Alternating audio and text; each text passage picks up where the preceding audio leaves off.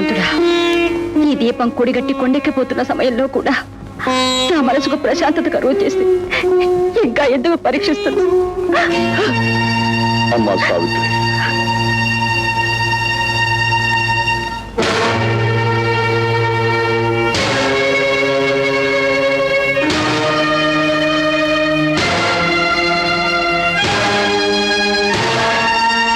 మళ్ళీ నా చేత ఏ ప్రమాణం చేయించుకోవడానికి వచ్చారు మావయ్య గారు? ఇప్పుడు వచ్చింది నీ చేత ప్రమాణం చేయించుకోవటానికి కాదమ్మా. ఆనాడు తొందరపడి పెద్ద తప్పు చేసిన ఈ ముసలాడు గడిచిపోయిన కాలాన్ని తిరిగి తీసుకొచ్చి ఇవ్వలేడమ్మా. చేయగలిగిందల్లా చేతులు జోడించి క్షమాపణ చెప్పుకోవడం, గుండెల్లో ఉన్న బరువు దించుకోవడం. నన్ను క్షమిస్తావమ్మా? క్షమించడానికి మీరేం తప్పు చేశారు మావయ్య గారు? నా తలరా తలా ఉండబట్టి ఆ రోజు మీకు ప్రమాణం చేసి నా బిడ్డను నేను శాశ్వతంగా దూరం చేసుకున్నాను. నా పూర్వజన్మల పాపమే నాకు ఈ శాపం పెట్టింది తప్ప ఇందులో మీరు చేసిన తప్పే ఉంది మావయ్య గారు. ఏ కొడుకు నీకు దూరం చేసి ఎన్నాళ్ళు నీకు మనస్తాపం కలిగించాను. ఇప్పుడు ఆ కొడుకు నీకు అప్పగించి నా పాపానికి నిష్కృతి చేసుకుంటానమ్మా. అడుగునమ్మా నీ కొడుకు.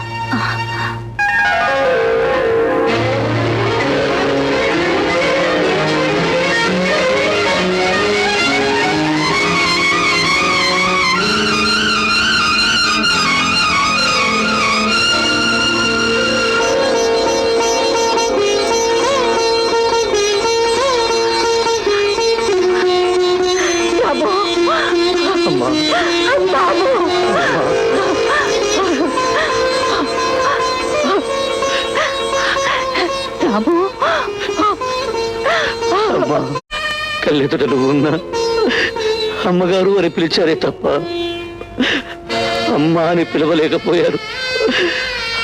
అమ్మా, ఈ లోకంలో తల్లి ప్రేమను పొందలేని వాళ్ళు దురదృష్టవంతులమ్మా. కానీ కానీ నేను చాలా అదృష్టవంతులు. చెట్టు చివరకు అమ్మను చూడగలిగాను. అది నీ దురదృష్టం కాదు బాబు, అంతా నా దౌర్భాగ్యం. నీ దౌర్భాగ్యం కాదమ్మా, నీ త్యాగానికి నిదర్శనం, నీ స్వామిభక్తికి తార్కాను. ఏ లక్ష్యం కోసం అయితే ఇన్నాళ్ళు నన్ను దూరం చేసుకుని నువ్వు బాధపడ్డావు, ఆ లక్ష్యాన్ని నేను నెరవేరుస్తానమ్మా. నువ్వు గర్వపడే విధంగా సాధిస్తానమ్మా. రాముడు! ఏమి రావణ? నా పేరు రాముడు కాదు, శేషు. శేషువో ఇస్పెట్టు ఆసువో ఏ పేరైతే నాకే. తేలుని పావుని ఏ పేరుతో పిలిచినా అటుకుండే ఇసం పవర్ తగ్గిపోదు కదా. ఏమంటావు రా? నన్ను రా అని పిలవడానికి నీకు ఎన్ని గుండెలరా? ఇది నా క్వశ్చన్, నీ ఆన్సర్ ఏమిటి? కొట్టానంటే కొత్తిమీర చట్నీ అయిపోద్ది నీ మొహం అని చెప్పడమే నా ఆన్సర్ రా.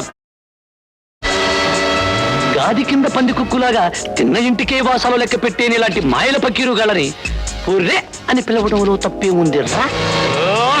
This is too much. After ఒక నౌకరుగా వచ్చి నేను నీకు నౌకరునైతే నువ్వు మన అమ్మగారికి నౌకరు కదా. ఈ ప్రపంచంలోని ప్రతి మనిషి దళ్ళచుకు నౌకర్లు కదా. సరే, నీ కోతలను బట్టి నువ్వు గుంట నక్కమనిపించినా నీ రాతలను బట్టి నువ్వు ఆడగుంటావనుకుంటారు సుమా. ఇదిగో చూడు, ఇందులోని పేరు అమ్మగారిదైనా ఇది రాసింది మాత్రం నువ్వే కదరా. ఈ విషయం బయటపడిందనుకో నీకు సెంట్రల్ జైల్లో చెప్పకూడే గతి అని నోరు వెళ్ళబెట్టావేమిటిరా.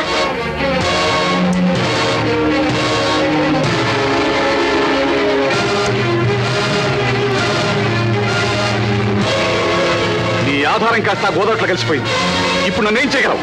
ఇది నా క్వశ్చన్, నీ ఆన్సర్ ఏమిటి? నువ్వు నిజంగా మీ బాబుకు పుట్టిండవు, ఇది నా ఆన్సర్. నువ్వు చందాల పేదవ్వని తెలిసి నేను చెడుగుడాడించడానికి వచ్చానంటే నేనెంత బందోబస్తు మీద వచ్చానో కాస్త ఆలోచించు. ఈ ఉత్తరాలన్నీ దానికి సంబంధించిన కాపీలే. ఏమిట్రా నీ గొడవ?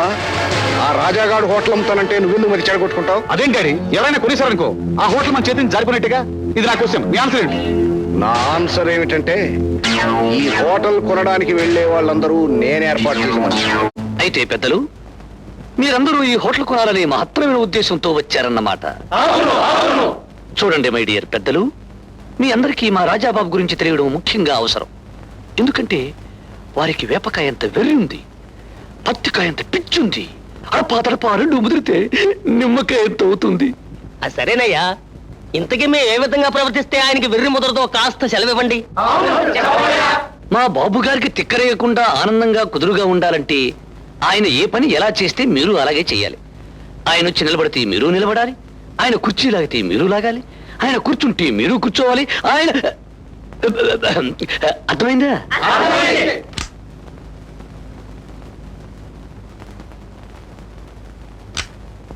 హలో హలో, బాగున్నారా?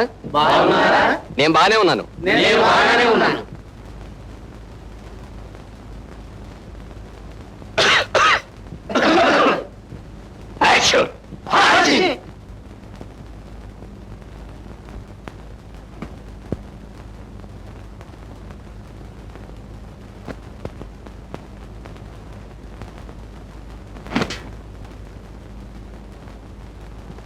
విచిత్రంగా ఉందే.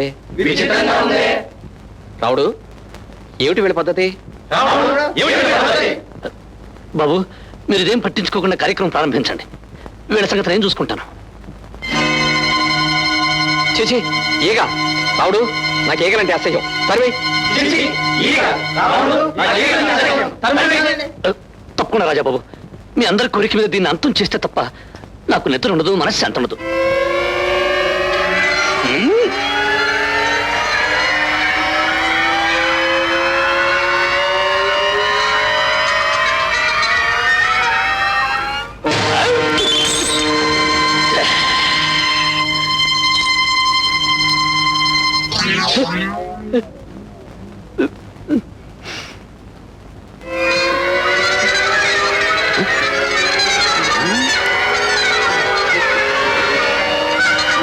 ఓసుమాయిదారియేగా వెంకటప్ప గారు గుండు పెంట కుప్ప అనుకుంటున్నావుటే అక్కడ వాళ్ళేం.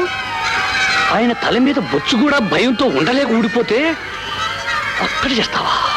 నీకెంత ధైర్యమే? వెంకటప్ప గారు, మీరు భయపడకండి, నేను పని చేయబడతాను. ధైర్యంగా ఉండండి, ధైర్యంగా ఉండండి.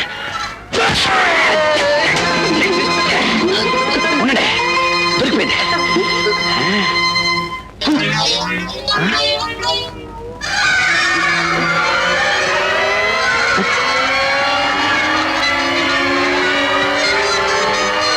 ఓసిని తల్లి సిగతరగా అక్కడి చేరేవా?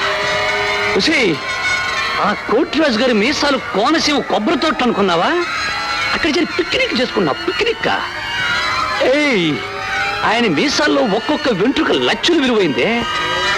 కోటిరాజు గారు, మీరు అలాగే ఉండండి, అలాగే ఉండండి. దాని పేగులు తీసిన మెండ వేసుకుంటా. అలాగే అలాగే, కదలకండి, కదలకండి. సరిపోయిందే తల్లి సిగదరగా. నువ్వెక్కడికి పోతావా?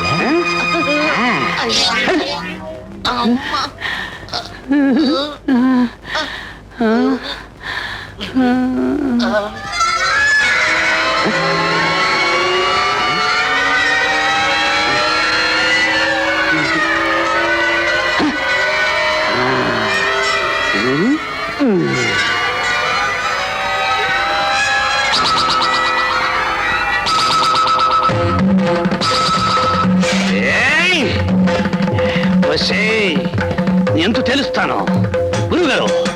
దాన్ని నరికి పోగులు పట్టడమే నా జీవిత ధ్యేయం. హిరణ్యకశిపుణ్ణిరా, హిరణ్యకశిపుణ్ణిరా, నిన్ను ఎరుసుకు తింటనురా. నరసింహస్వామినిరా, నేను నరసింహస్వామినిరా, నిన్ను నంచుకు తింటనురా.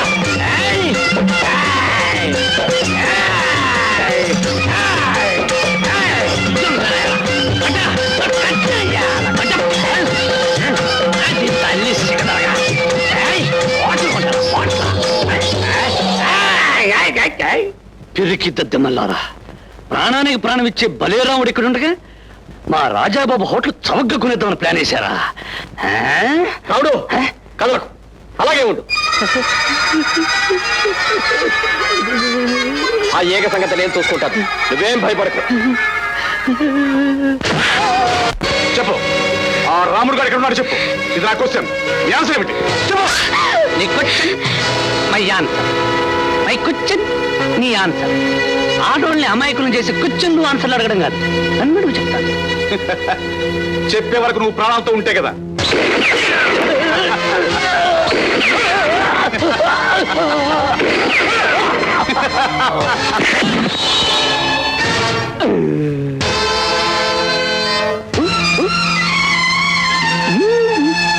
డియర్ రావణం, ఈ జాతకం ఏంటో కానీ ఎప్పుడూ గురి తప్పుతూనే ఉంటుంది. యజమాని గురి పెడితే తప్పింది, నా గురి పెడితే తప్పోయింది. ఎందుకంటే బేసికలీ నువ్వు తప్పు టైంలో పుట్టావు గనక. ఆ, ఎన్ని గుండ్ల దెబ్బలు తిన్నా ఎలా బ్రతికాడనుకుంటున్నావా? దీన్ని బుల్లెట్ ప్రూఫ్ అంటారు.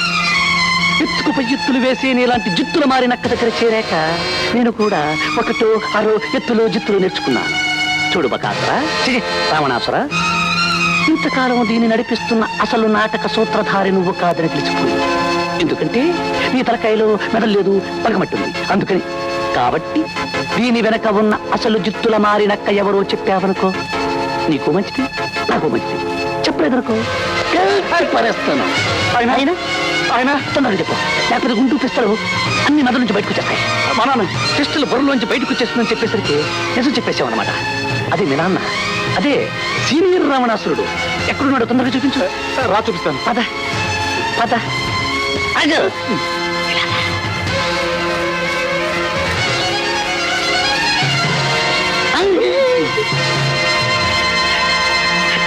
పద పద.